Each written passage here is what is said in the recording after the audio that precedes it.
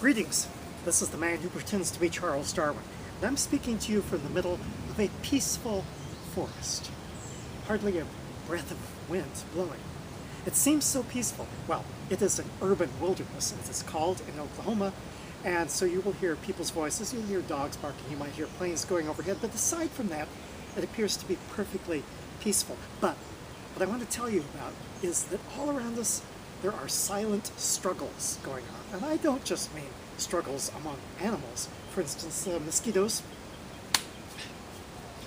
And not just birds eating insects, spiders eating insects. I don't just mean those kind of struggles, but the plants as well. These animals are not the only organisms that hunt, hide, fight, and feast.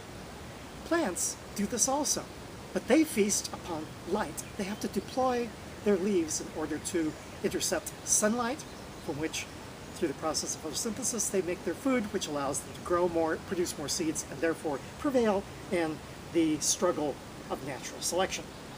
Natural selection rewards the plants that do this the best. And so, the ones that produce the most leaf area, but not more than they can afford. You see, if a plant produced too much leaf, then it would lose in the game of evolution as surely as a plant that did not produce enough.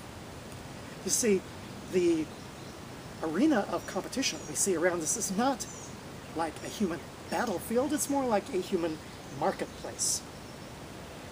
The leaves have to be able to pay for their own construction and maintenance costs. And so there is a silent struggle for efficiency going on all around us. And I'm working on a book on this subject, but meanwhile, while the book is not yet finished or published, I hope that when you go into a forest and look around you, you will see, well, maybe you can't see because it's so slow and silent, but you can at least imagine the struggle that is going on among the plants. This is the man who pretends to be Charles Darwin. Tally ho, and